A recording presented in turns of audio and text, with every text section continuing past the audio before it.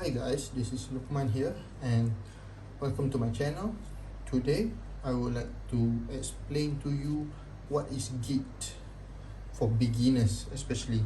So if you are new to Git, so welcome to my channel. So I will explain to you in a very simple and probably layman's term on how Git works and what it is used for. So let's write it down. Git. I will do something on I will draw or something on this to make it easy to understand. So what is Git? So Git is think of it as a hard disk. No, not really, not a good terminology. Like if you know Google Drive, Dropbox, OneDrive, iCloud, think of it as a remote storage or cloud storage for your source codes. So it's like Google Drive, you save the files, but for source codes. However, it can also be in your own laptop or machines or in the cloud. Basically, it's the same as Google Drive. You can have your files locally with you or on the cloud. So let's in the Git terminology, we call it remote. So let's write it down here. Remote as a cloud. Okay, so this is your local, which is your machine. Okay, so whenever you started working on something, you will want to make it as Git initialization. Okay, so okay, for example, in your laptop you have a file, we call it index.php. okay, so it is in a folder called project. Okay, and then when you want to okay, so let's start from the beginning. So you have an index.php in a project folder without any Git. You don't know anything about Git. Let's say you have an existing project or maybe a new project, but then you want to use the Git. Okay, you want to use the Git what okay, so you want to use Git basically. So what you do is you open the terminal, you basically type git init, you run git init. So it will actually create a hidden file .git file that actually recognize this as a Git repository. Okay, so another term for Git that is popular is repository. So this is also known as repository. Okay, so you have a repository, and then you have to give it by default it has a name called origin. Okay, so local repository called origin. However, you can give it any name that you want with the command git what does it call, git add, yeah, I think something like that. Basically it's a name. For the command part, you should probably Google it. I'm not going to talk about command today. Is all about the theory. For the commands, I will probably show it on my laptop. I forgot the commands because I am used to UIs nowadays. So let's call it origin. Okay, so origin on your local repository called origin. So in this repository we have branches. So let's say we have one branch, which is the default one, we call it master branch, or with the latest versions they are calling main. For the because of the slavery part, they are not using the master and slave term, they're using main nowadays, which is what I'm using. So this is the default structure. Okay, so local repository called origin with the name origin that have a branch master. What is a branch? Branch is like your working directory or a workspace or a features or the main project. It can be anything. Okay, so for example, okay, let's get it right here. Okay, so from the master branch, let's say this is the main project with the index.php. Okay, okay, origin, go to master branch.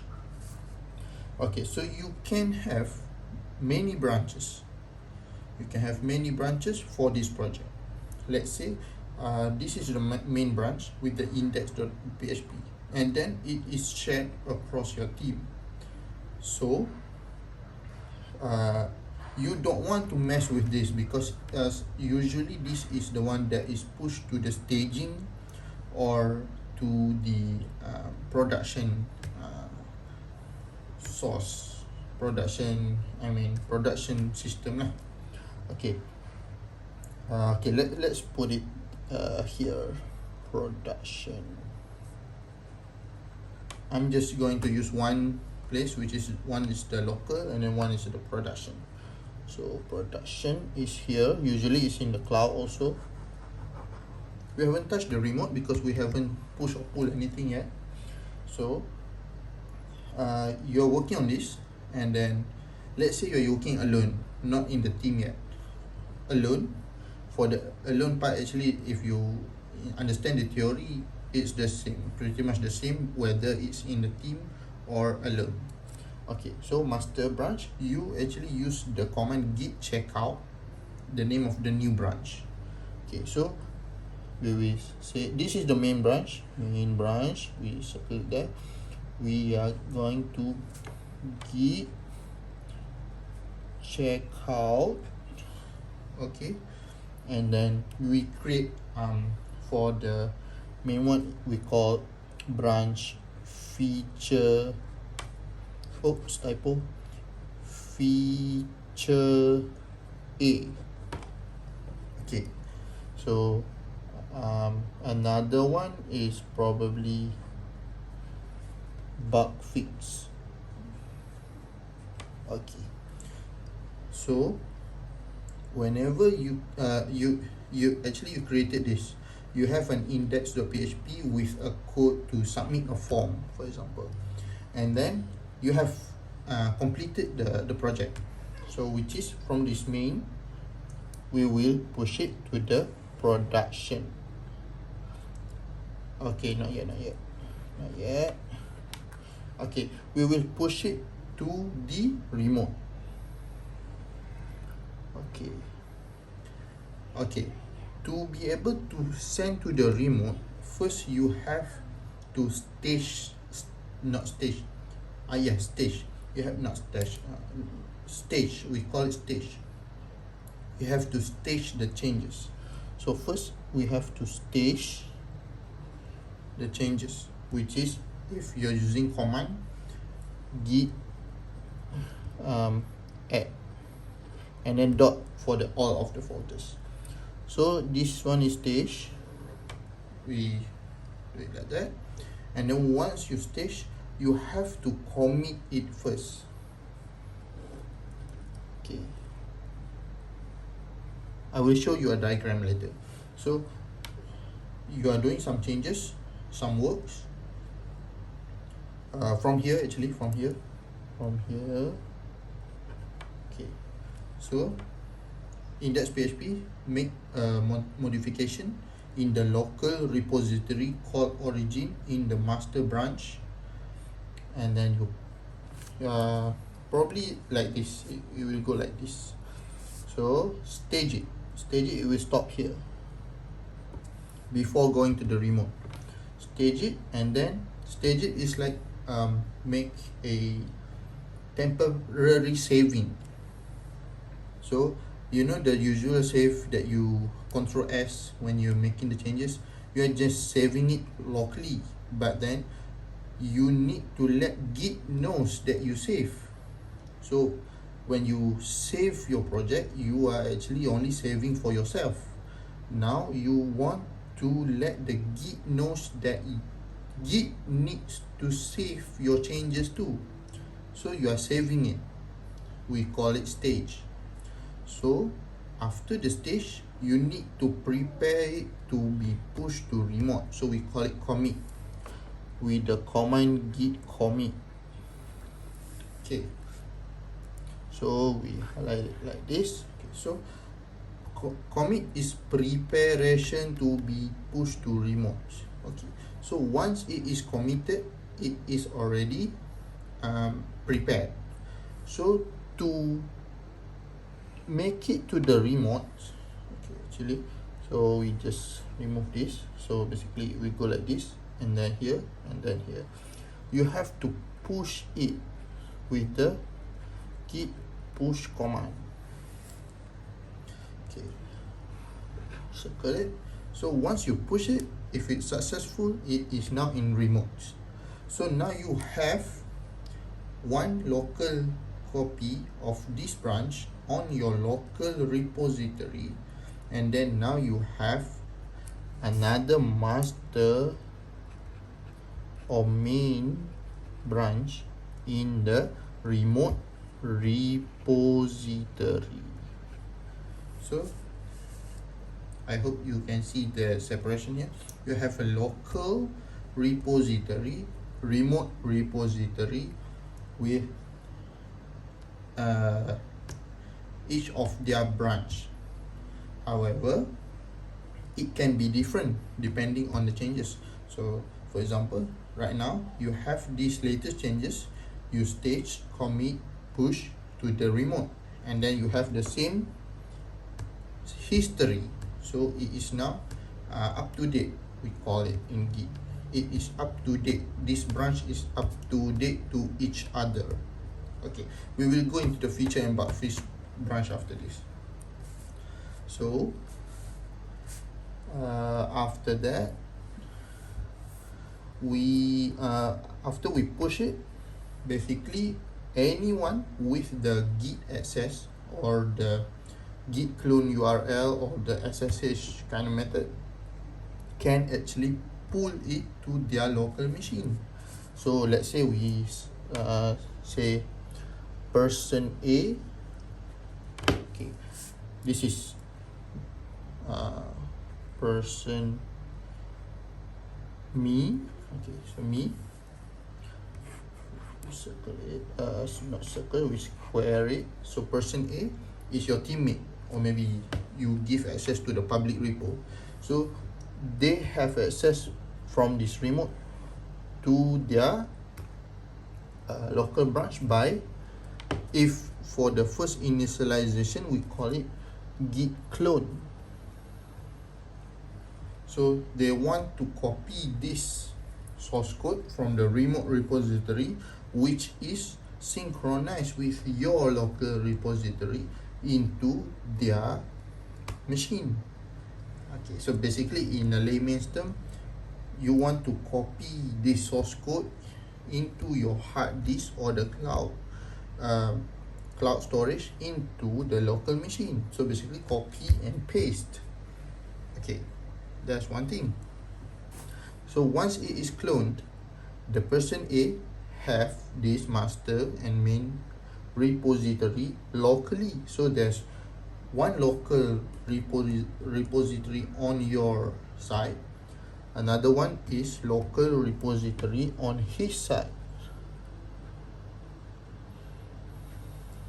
with a branch main we call it main only. Yeah, we use the latest notation. So with the branch main. Okay, so next he wants to make a modifications, let's say, because you are now collaborating in real time. You have a feature A with a bug fix. He has, sorry for the vocab there, he has checkout, use the Git checkout to become a feature B. Okay, feature B.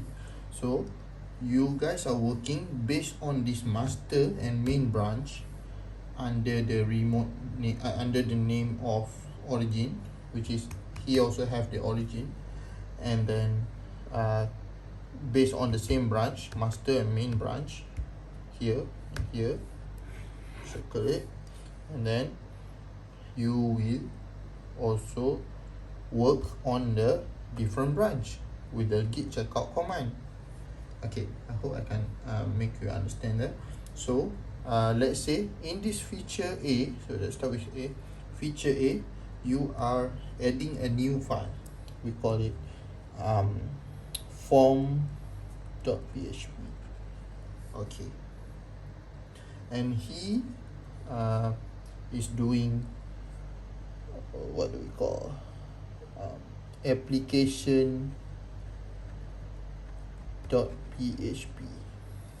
Okay, so this is a file, and then you will be going the same structure again. So you will actually want to do all of the commit and stuff in here, just like this part.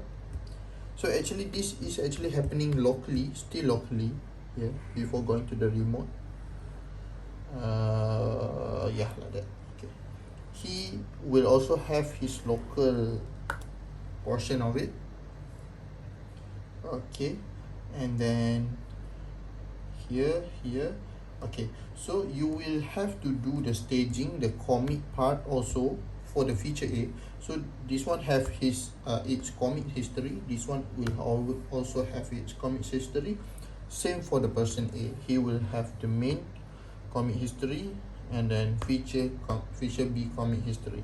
So you will do this do some work until it is done, and then but always make sure you pull from the main repository all the time, because just in case you have something merged inside this main repository. So this is getting quite complicated, but I'm just going to show you the flow of it. The pretty picture, I think there's a lot online, but I'm going to explain it just like I am teaching someone in front of me.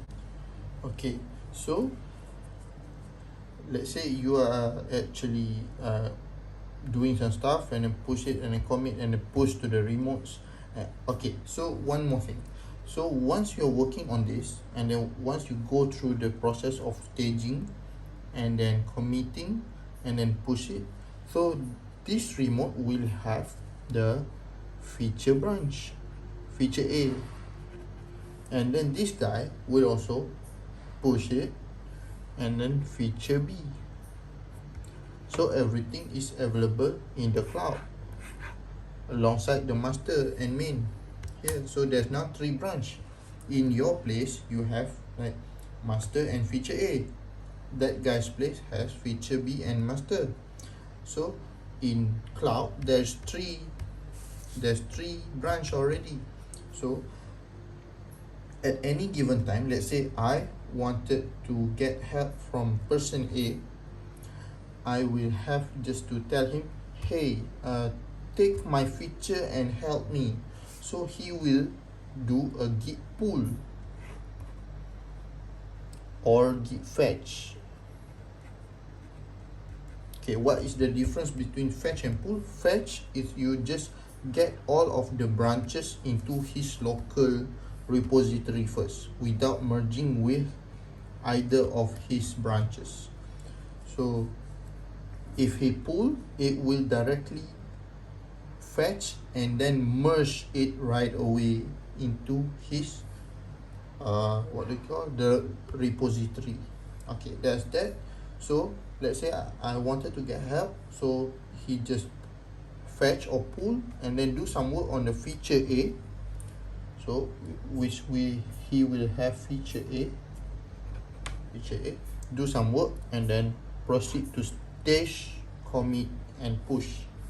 So this feature A will get updated in the remote, and then I will pull it inside my local repository. So I will have the changes that he made to me. So when he is done, he will actually check out to his feature B back again. I hope you can catch it. Okay, so I probably missed it. So he was originally in feature B, and then he wanted to help me. He just need to do the git fetch and then probably check out to this feature A, do some work, push it, I will receive it, and I will continue with that help. He can continue in his feature B. So he will probably do the work on the feature B, and then he will push it once done using this same flow. And then at one part of it, when we are done, we will merge it with the main, because main is the one that is going to be pushed to production or staging, depending on your use case. There is actually no right or wrong in this flow, but this is the one that I use in my workplace. You can actually have one branch for everything, for production, for development, for staging, for development. I said development twice. Okay, so this is the actually the master and main is protected, is set to protected at my workplace to make only one merge master controlling this. So there's only one person at my workplace that has the ability or access to merge other feature branch or bug fix branch into the master. So you will need one like project manager or team leader to control this on the remote, which will also have it in his local. Okay, so once done, let's say we take the example of feature A. So feature A has been pushed to the remote, and then they will need to be able to merge to main, they will need to create a pull request. We call it PR. So this PR, before creating a PR, they will need to pull the latest source code from the main into their local feature A and then request for PR. And then the merge master will will review the PR, check out to that PR, which is the feature A, and then do some testing, some validation, and then once it is approved, they will check out to main branch, and then merge it with feature A. Okay, now that feature A is merged, they can either delete the feature A or keep it there if they are expecting some other changes. But let's say we delete it.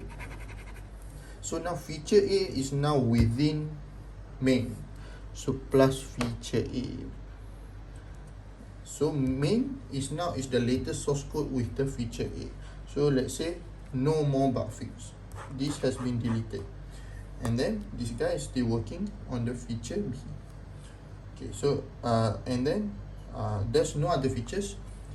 This guy, I will just pull or fetch the feature B to work on my place. And let's say there's a bug introduced in the main, which is coming from the feature A branch. we just need to check out to bug fix branch, work something on it, stage it, commit, push, create pull request, and then switch back to feature B to keep on working again. So there's no what do we say,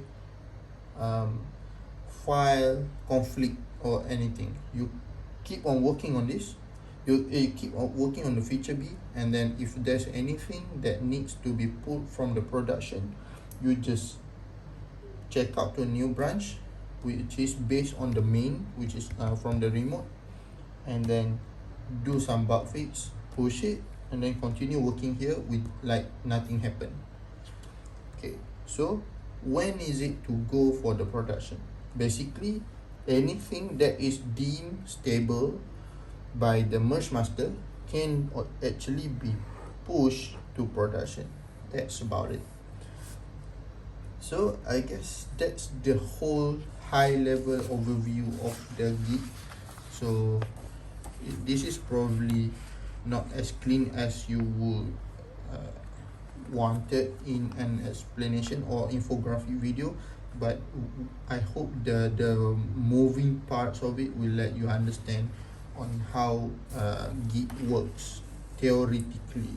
So as a final one, let me show. There's a picture there that I found online. Let me open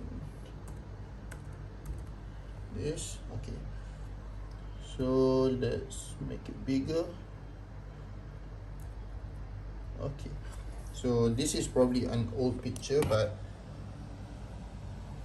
as you can see, there's a few. This is the flow actually.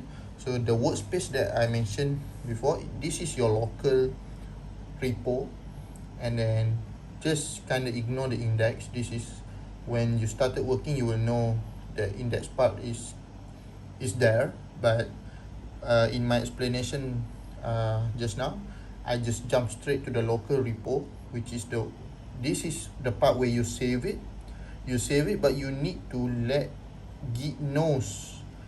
You need to let Git knows that you are saving it. You just add, and then you commit it to prepare to be pushed to the remote repository. So this is like the production part. So pull or rebase back to your local what do we call the local machine. Okay, so that's pretty much the picture of it.